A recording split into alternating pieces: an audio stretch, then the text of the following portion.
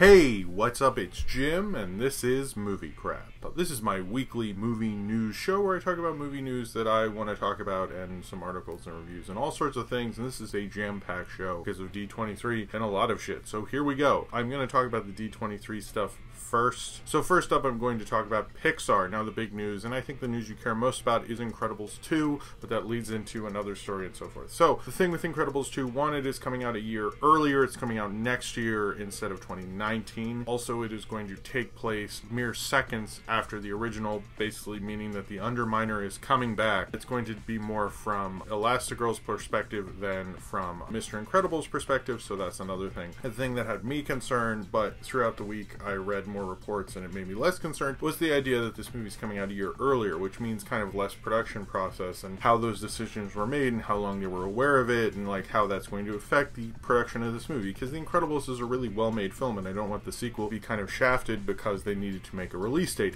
and that's not exactly what happened. So basically what happened is in that 2018 slot was Toy Story 4, but Toy Story 4 was seriously not ready at all and actually lost John Lasseter as director and got pushed back, I believe, to the 2019 slot. I say I believe because I didn't care that much when it gets released. I kind of don't. I'm not into it. But whatever. Apparently that has been known for a year by, like, most movie reporters were like, we actually sort of knew this, but we couldn't say anything. So it sounds like all of this was taken care of a while ago, but since D23, by the way, is a bi-yearly event thing, they clearly didn't get to say it before, so I guess maybe that's why they didn't reveal it, because D23 matters so much, I guess. But anyway, that is the deal why Incredibles 2. It doesn't sound as bad. I'm a little... Oh, and the Dash's voice was recasted because the previous voice actor is too old now, and since they're not aging anybody up and things like that, and the family will be more aware of Jack's abilities. Other things in the Disney kind of Pixar panel, Pixar's next original movie will be a suburban fantasy film where fantasy from wizards and stuff still existed, and they're kind of... I don't know exactly. That's going to be their next original movie, but it doesn't sound like it's coming out till 2020, so sequels, yay. But I am excited for Incredibles 2, but it's just like,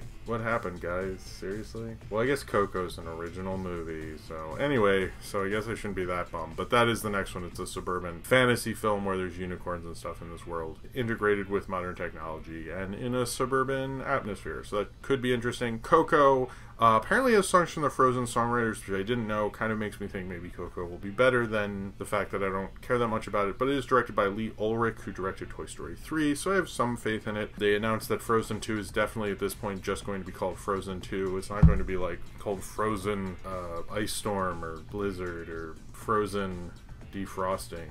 Oh, I like that one. But it's just going to be called Frozen 2. At D23, they played one of Olaf's songs from a 21-minute short that's playing before Coco. So that is a two-reeler in the silent film era kind of a thing. So that's not unprecedented for a short film.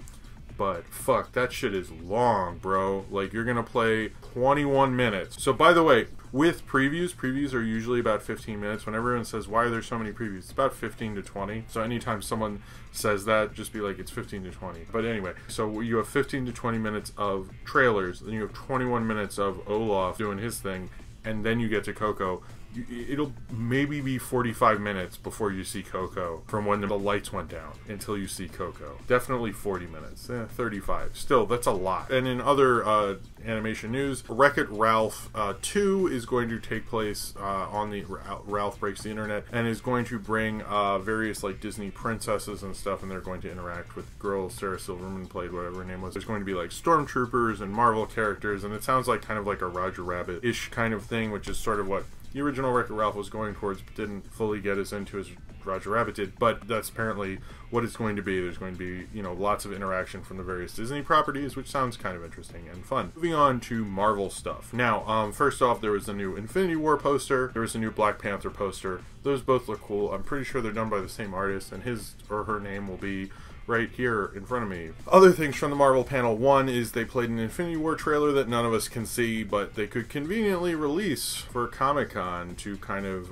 totally take away attention from another superhero studio if they wanted to. I'm just saying they could do that. It sounds cool. Apparently Thor meets the Guardians of the Galaxy, Thanos throws the planet, he punches Iron Man, Captain America has a beard, and Spider-Man's spider sense tingles. It sounds like a cool trailer from what I've read.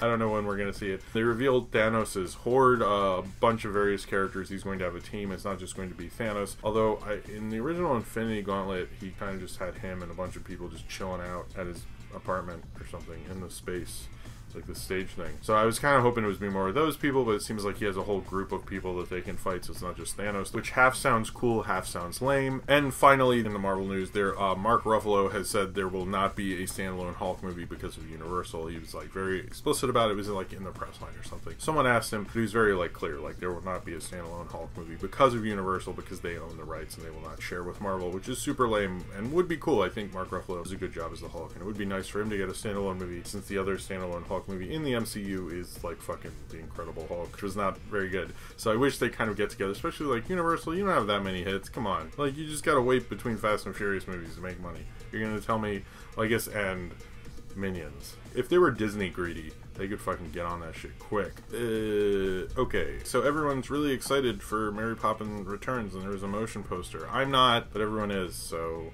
I like Mary Poppins, but didn't really want her to return. I mean, I like Lin-Manuel Miranda. It sounds like it could be cool, but you're not even going to see it till next December, so I'll just wait to be disappointed. The Aladdin live-action remake has found its cast conveniently for D23 right after we heard they're having lots of problems, although it is getting a script rewrite by people from Game of Thrones, because apparently the script is god-awful, and supposedly that might be why Riz Ahmed jumped ship. Also because Guy Ritchie directed King Arthur, and apparently Riz Ahmed saw King Arthur, as well as Dev Patel, which is why they couldn't get a lead that someone has heard of to do this movie. So it is going to be these two unknowns. This movie sounds awful to me, but they are trying to find a celebrity to be Jafar. Will Smith is the genie. They had some footage from the live-action Lion King that was apparently incredible, and even more lifelike, and the special effects were even better than the Jungle Book. Supposedly, it was just the Circle of Life sequence. It was supposedly amazing. That's probably not going to leak, or it might, who knows. The Dumbo cast was confirmed from Michael Keaton, Danny DeVito. Tim Burton was not at T23, but they showed what Dumbo's going to look like, which looked freakish and horish. Yes, they're going to do this Dumbo movie apparently, and Tim Burton's working on it, and it's going to happen, and I'm not excited for it at all. Not at all. But I like the idea of Michael Keaton, Danny DeVito, and Tim Burton in a movie, so hopefully it'll work out. I'm kind of like half like I don't want a remake of Dumbo, but I'm also like, there's certain movies where I'm like, I don't want a reboot of this, but the people involved, if you just told me they have a movie and didn't tell me what it was, I would be excited for it. So this is kind of in that camp, because I would love to see Keaton and Tim Burton work together again, and I think that might work out. Tim Burton might suck now, but Michael Keaton usually has fairly good taste, mostly. I don't think Johnny Depp's wearing any dumb hats in it, so maybe it'll be cool. The other big news was a Wrinkle in Time trailer. I don't know this book at all. I have no vested nostalgia interest in this, really, but I will say I thought it looked cool. I think people were like freaking out a bit too much. I like Chris Pine, looks good in it. Ava DuVernay, like, I have nothing against her. It's just none of her previous films kind of make me think she could do a movie like this, but I think there's a lot of directors who put in these situations to get it to work, so maybe it'll work better, because in Selma the acting was really great. I love when there's big special effects movies that actually has good acting and good characters, so I think that could work out for it, but it just looks so jarringly different from anything she's worked on. I found that a little surprising, you know, but I don't know A Wrinkle in Time, so I can't say like, oh, she did Selma and that works perfectly for A Wrinkle in Time and stuff. But I thought it was an entertaining trailer. It looks a bit too much like Anonymous family big special effects movie in some ways, but with Chris Pine in it and Oprah Winfrey and Reese Witherspoon and all these people, I kind of feel like I'm merging more towards this could be good, but I'm not like overly excited, and I'm not as big of a fan of like Selma or something to be super hyped. I'm actually very curious what this is going to be, so it's more of just like, what is this, you know? The final bit of D23, I think, is that there was a Last Jedi kind of making of sizzle reel. Star Wars is not going to Comic-Con. This is probably as much as we're getting. I don't think we're going to get a new trailer, but hey, if you wanted to dominate the conversation at Comic-Con again, Disney, you could just do that. The sizzle reel, and people have analyzed it, and I believe the link on /film goes frame by frame and kind of breaks down some things, and I read it and it's kind of interesting. from when it looks like Kylo Ren might face off against Luke and Rey, or they kind of insinuate that from the images they saw, and you can see a lot of things in this if you actually go. It's an interesting article, but it was cool if you want to get like little tidbits on The Last Jedi. Also, the Kingsman, the Golden Circle trailer dropped today. It is fucking amazing. Gets me really excited for it. I didn't love the first trailer, although I was kind of like, I like the first one so much, but this gets me really excited. Some of the action sequences and stuff, and it's particularly Channing Tatum's "Fuck Yeah," I think was really cool. So it's a really great Red Band trailer. I think on Twitter I said it spits like hot fire. It is an awesome trailer. It gets me very excited. I was like, oh shit, I am seeing that. I mean, I was anyway, but now I'm like more excited than I was, I guess. But it looks like a worthy follow-up, at least in terms of cool action sequences. The directors of Nerve, and also the directors of the original Catfish documentary, who I don't think have too much involved in the Catfish show, are supposedly going to be the directors of a live-action Mega Man movie, which will be a 20th Century Fox. Nerve was kind of fun in its sort of ridiculous teen movie-ness in a way. I had fun with Nerve, but I don't know if they're like honestly the best choice, but they're who are doing it. More I'm thinking about this, I sort of don't think that's a good idea. Maybe they just went, they know technology, here's Mega Man, and I'm like, good luck, people who like Mega Man, for that one. But apparently they are actively developing a Mega Man movie at 20th Century Fox. They just picked directors who are probably not entirely right for it. So about what you expect from a video game adaptation. There's going to be a Robotech movie. It's going to be directed by the guy who directed Mama, who is just directed the Stephen King's It movie, or the first one. Are they doing the two release thing? That's confusing to me, but whatever. The guy who directed Mama is directing the Robotech movie, which they've been trying to make forever, and who knows if this will actually happen. But at this time, he's attached to it. DiCaprio was involved at some point. I don't even know if he still is. But the guy from Mama apparently is going to be directing the Robotech movie, or is attached to at this point in history of time. Steven Soderbergh apparently has been making a secret movie shot entirely on iPhones with Claire Foy, I believe, from The Crown.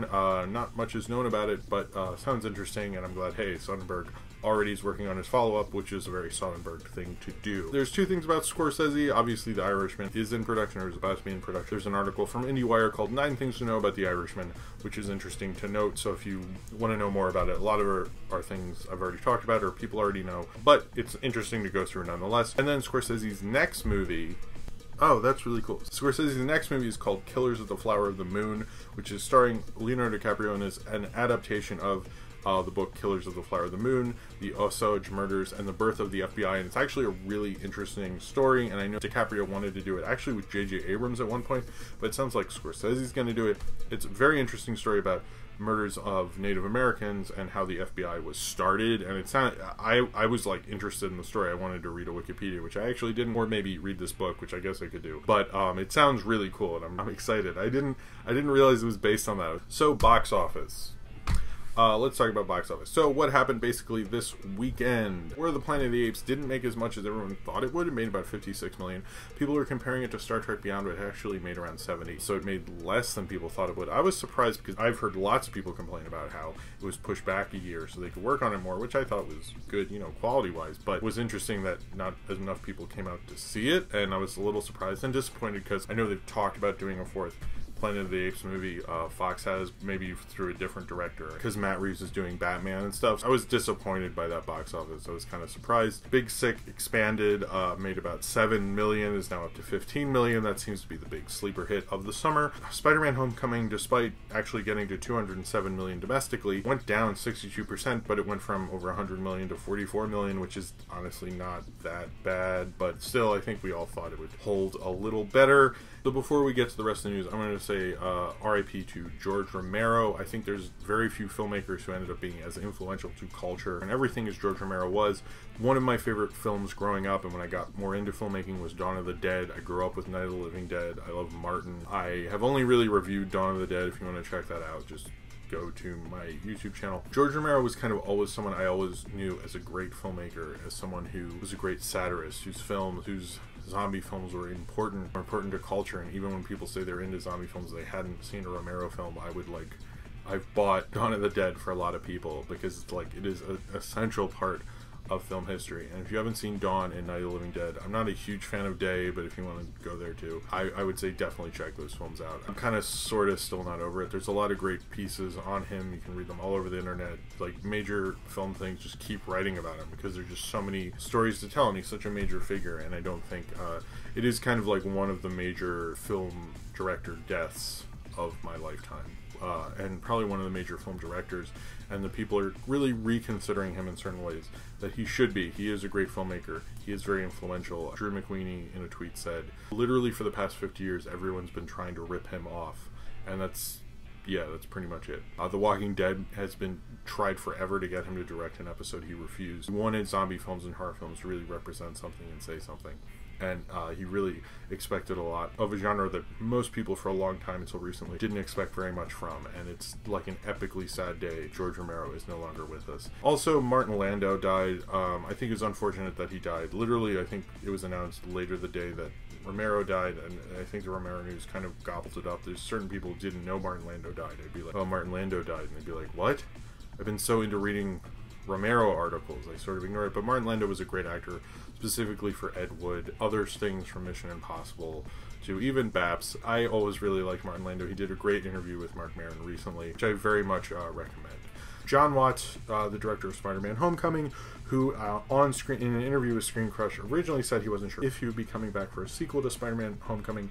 It has officially been announced that he is coming back for the sequel to Spider-Man Homecoming. It was a little surprising he actually didn't know the answer when they're doing the press tour, but that has been sorted out, and he will be directing the sequel. Christopher Nolan kind of said a bunch of things about Netflix, particularly that he would not make a movie for them, and he likes how Amazon basically does allow the 90-day theatrical window, and that, you know, he doesn't like how Netflix is trying to, you know, hurt the theatrical business.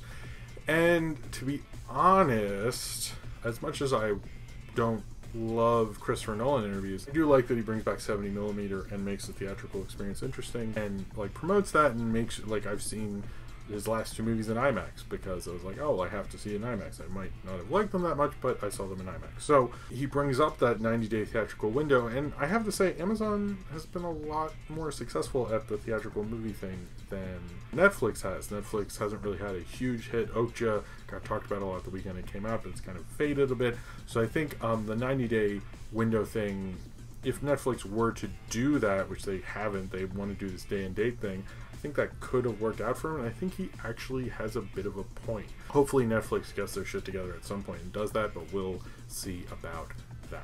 So Professor Martson, it's about the real-life story of the creator of Wonder Woman, and actually stars Luke Evans, which I didn't realize, and seems like he actually or in the trailer, does a good job. If you saw a little teaser before Wonder Woman, this is the full trailer for that, and it looks actually pretty cool. It looks like an interesting, odd little indie film that maybe more people will check out. It's all about him and his like sexual kinks, and his polygamy relationship with his wife and another woman, and how he really believed in writing about Wonder Woman and what it meant to him. And it seems like an interesting film. I think I hopefully will get to check it out, but it'll probably release it on a weekend where there's like 20 movies and I won't get to see it or something. A new trailer for Blade Runner 2049 came out. Again, this is kind of like one of those things where, you know, if you told me Roger Deakins, Denis Villeneuve, Ryan Gosling, Harrison Ford were all doing a movie, I would want to see it. I think it looks absolutely gorgeous. It feels a little too much like Blade Runner filtered through a modern, stupid blockbuster kind of a thing, and I think what I liked about Blade Runner was its own like film noir thing. But